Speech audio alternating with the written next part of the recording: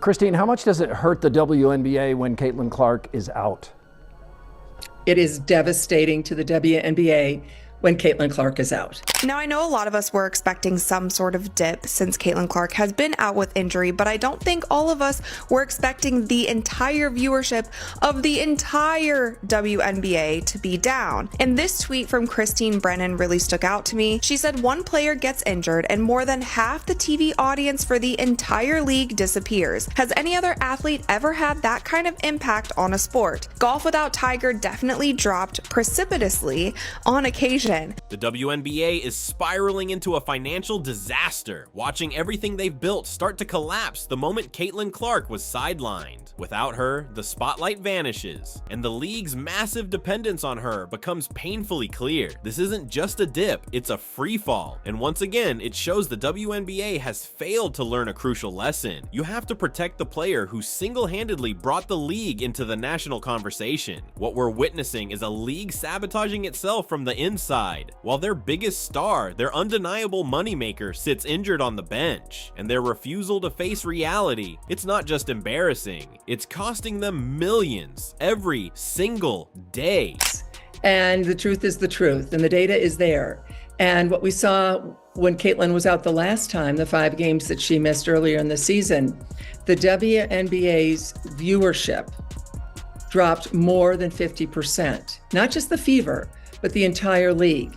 In today's world of manufactured outrage and social media chaos, the truth is almost as rare as a packed WNBA arena without Caitlin Clark. When Clark went down with a quad injury on May 24th, the uncomfortable truth was impossible to ignore. The entire league rests on the shoulders of one superstar, and now, with her sidelined once again, this time with a groin injury and no clear timeline for return, we're watching history repeat itself. Painfully, publicly, and predictably. Injury jumped to her groin likely because of compensation, but the thing that you have to be careful of is if, say, you try to rush her back from this injury as well, then you're getting into this territory where a very serious injury can happen. That is what the Indiana Fever, that is what Caitlin need to avoid the best that they possibly can. So if it means that Caitlin is out for 3 weeks, if it means that she is out all the way through All-Star, then so be it. Nationally televised WNBA games just took a brutal hit. Viewership crashed by a jaw-dropping 55%. And when it comes to the Indiana Fever, the numbers speak louder than words. Without Caitlin Clark on the court, their audience plummeted from an average of 1.81 million to just 847,000 viewers. But here's where things go from bad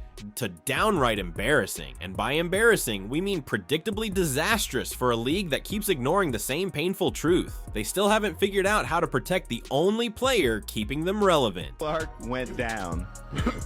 The WNBA ratings have dropped over 55% Yikes. across the board. Hey, guess what, guys? The league is Caitlin Clark. The league is Caitlin Clark.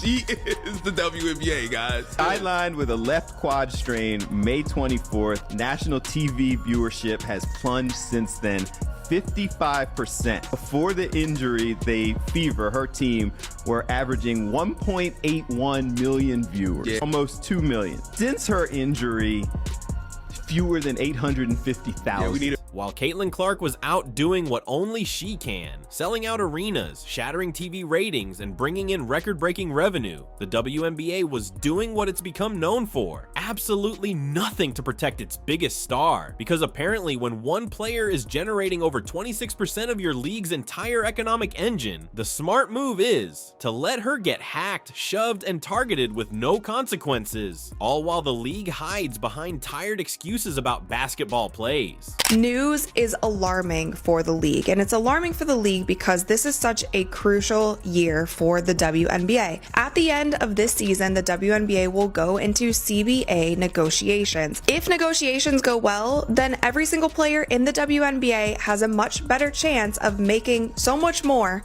in their next contract. And that's one thing when you start thinking about how many people stopped watching when Caitlin Clark got injured. A lot of people stopped watching because they are boycotting the WNBA. They don't want to give viewership to any other teams or any other players, whether they like other players on the team or not, because of how the media and the league itself has handled Caitlin Clark and how they have treated her fans. What's truly wild, and by wild, we mean absolutely infuriating, is that this exact situation has happened before, and the WNBA still hasn't learned a thing. This isn't the first time the league has watched everything fall apart the moment their biggest star goes down. Ratings crashed, revenue tanked.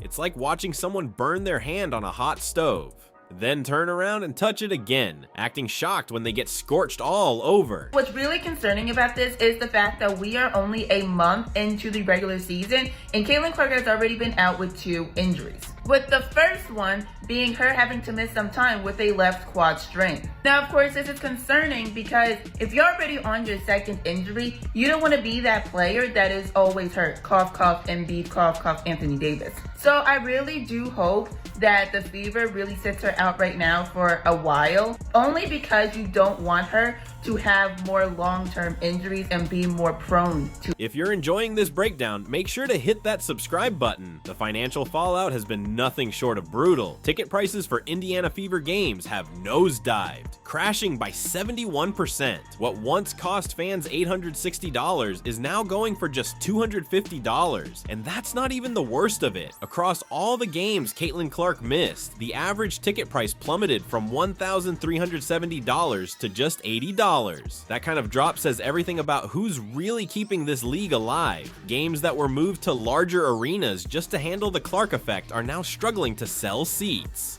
One of the biggest examples, the Fever's rematch against the Chicago Sky. This was hyped as one of the season's biggest showdowns, but without Clark, ticket prices dropped from $210 to $95. This is the same game that once pulled in 2.25 million viewers, ranking among the most watched in WNBA history. But now, without Caitlin Clark, it's just another game nobody's watching.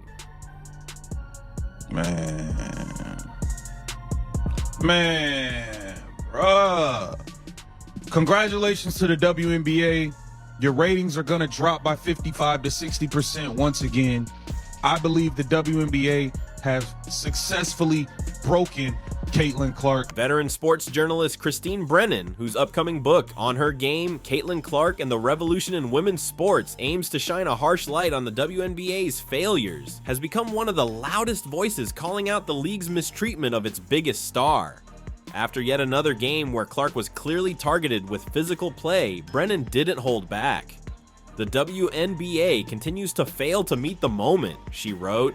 People are watching like never before, and this is what they're seeing. Her words cut straight to the truth. The league has the data. Caitlin Clark alone is responsible for more than half of their national TV viewership, and yet they allow her to take constant cheap shots, hard fouls, and intimidation tactics with zero protection. It's the business equivalent of a restaurant owner letting customers scream at the chef, who's the only reason people are even coming in the door. As big a deal as Tiger was in men's golf, Keith, he did, and when he was gone, it affected the ratings, but nothing like that. And, Michael Jordan being out, maybe a 5 percentage points or something. Nothing like this. You can make a strong case, and I will make that case, and have that there is no one single athlete more important to his or her sport or tour, or whatever the circuit is that they play on, than Caitlin Clark is to the WNBA. At this point, the pattern is painfully predictable and just as frustrating. Caitlin Clark gets hit with hard fouls by players who seem more focused on sending a message than actually playing the game. Out of the 30 flagrant fouls called across the WNBA this season, 5 have been against Clark, with the Chicago Sky responsible for a staggering 80% of those. And no matter how she reacts, she loses. If Clark pushes back, she's labeled too aggressive. If she stays silent, she's called soft. It's a rigged setup, a no-win situation the league created and still refuses to fix. Meanwhile, the financial damage keeps spreading. It's not just the Indiana Fever feeling the heat, it's the entire WNBA ecosystem. Even with Caitlin's explosion in popularity, the league was already projected to lose $50 million this year. Now, with Clark off the court, those losses are snowballing fast. TV ratings are tanking, merch sales are slowing, and arena attendance is sliding back to pre-Clark levels. I don't even know where to begin, man. I hope Caitlin Clark is okay. I want to know when this injury even happened, bro, because let's be serious here. She has the quad injury. Mind you, Caitlin Clark hadn't missed a game since she was like 19 years old, since she was like 18 in college or something. Now she has a groin injury. We've never seen Caitlin Clark play as bad as she played the last 3 games. Let's just be serious here. She's like 1 for 20-something on threes in the last 3. We've never seen her shoot the ball this way. I'll say that. Has she been hurt and playing through this? The most frustrating part of this entire situation, it didn't have to happen. Caitlin Clark entered the WNBA as a humble rookie, always giving credit to her teammates, never chasing the spotlight, and handling intense criticism with the kind of poise you rarely see in a 22-year-old. The league had a golden opportunity: protect her, promote her, and ride the wave of her popularity to elevate women's basketball as a whole. Instead, they let jealousy, bitterness, and petty locker room politics turn what should have been a celebration into a slow burning disaster. And now the damage stretches far beyond TV ratings and empty seats. Corporate sponsors who poured millions into the league because of Clark's rise are now second guessing everything. What's really being exposed here is a deeper issue. The WNBA doesn't seem to know what kind of league it wants to be. Does it want the respect of a professional sports organization, or does it want to chase clout with constant drama and viral outrage? Because the truth is simple. Real leagues protect their stars and build legacies. Drama clubs, they stir the pot and pray someone's still watching. The thing I admire about Caitlin, she's a warrior. She's tough. You hear me? Bruh, you just don't see players, you don't see female basketball players like her. I'm sorry. I done seen a lot of female basketball players, like I said.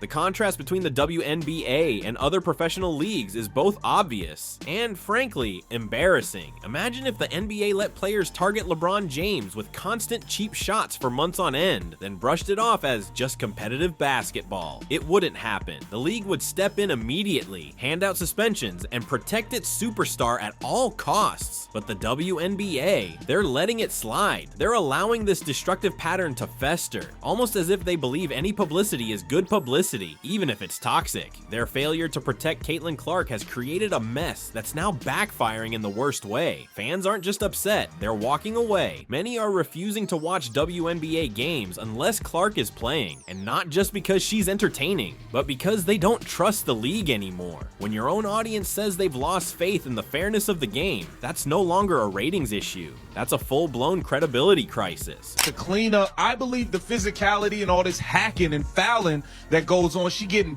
blindsided by Marina Mabry. I think all of this stuff is having a wear and tear and an impact. And all you guys are doing are hurting yourselves, because the numbers are going to drop and drop and drop. And trust me, when it's time for that collective bargaining agreement, they are going to point to this and say, well, how can we give you guys all this money? What happens if she gets hurt? What makes this whole situation even more maddening is just how many chances the WNBA had to fix it, and they blew every single one. Every incident involving Caitlin Clark should have been a turning point, a moment to step up, lay down clear rules, and protect the integrity of the game. But instead, the league stuck to the same tired script, talking about basketball plays and letting the players play like nothing was wrong. The painful irony, Clark's injury, the exact thing the league should have been trying to prevent, has become the loudest proof of just how valuable she is to their survival. A 55% drop in viewership isn't a coincidence, it's a crisis. And even with numbers that obvious, league officials still haven't changed course. They keep preaching about competitive balance and the importance of physical play, as if cheap shots and hard fouls are some kind of tradition worth preserving. Worse, they treat normal plays involving Clark like headline-making drama, while completely ignoring the blatant, dangerous fouls actually being committed against her. Every day because of the way they play the game, because I love the WNBA, I love the way they play the game. But we really watch it because Caitlin Clark and everybody watching. Now listen, if I keep bumping her, knocking her down, might get her a concussion, you might hurt her for real. For 2 weeks, she was done with like a hamstring. She was down. 55% of the viewership was down. She comes back the next game, it's about 3 million viewers. Now let me tell you something. Growing up in the hood, they teach you this. Always protect the money. Y'all keep hurting her and all that. She going for a year or two. Ain't nobody gonna watch it. If nobody watches, how y'all gonna make and generate money? The solution to this mess isn't rocket science, but it does demand that the WNBA finally decide what kind of league it wants to be. If they want to be seen as a serious, professional basketball organization, then it's time to start acting like one. That means setting clear standards for player safety and actually enforcing them. That means putting an end to the petty drama and viral controversies that keep overshadowing the game itself. And most importantly, it means protecting the stars who actually move the needle, the ones who sell out arenas, the ones who drive TV ratings, the ones like Caitlin Clark who've elevated the league to national relevance. Letting them get bullied on the court for cheap clicks isn't a strategy, it's self-destruction. The free fall in viewership, attendance, and revenue without Clark proves exactly that. This season, WNBA games without her averaged just 555,000 viewers, a sharp drop from last year's 670,000. These aren't just numbers, they're a brutal reminder of what the WNBA looked like before Caitlin Clark arrived. Empty arenas, dwindling interest, and games barely anyone outside the diehards cared to watch. If the league doesn't wake up soon, they're headed right back there. What I saw walking to the game is what the media don't see. Thousands of kids. Wearing what, Gil? Kids. Huh? What were they wearing? Caitlin Clark jerseys. Were they Fever jerseys? Were they Iowa jerseys? Were they wherever she played? It was whatever she played. And that's what was more impressive to me. It did that. It wasn't just it was Caitlin in the back. For her style of play. But her style of play. But it wasn't what we were. It wasn't adults. Right. It was parents bringing their kids and their friends. Them seats was kids filled. Right. And that's what they don't understand. They don't grasp that part of it. What makes this whole situation truly tragic is that it was completely avoidable. With the right protection and smart promotion, the WNBA could have used Caitlin Clark's rise as the launchpad for lasting success. Instead, they built a shaky empire, one that crumbles the second their biggest star steps off the court. Until the league figures out how to protect and elevate the players who actually drive fan interest, they're doomed to repeat this cycle. Boom when a superstar emerges, bust the moment she's gone. So now the question is simple. Will the WNBA finally wake up and protect their golden goose? Or will they keep burning through every opportunity until Clark's impact becomes nothing more than a missed chance? Because if we're being honest, nothing they've done so far suggests this league is ready to act with common sense.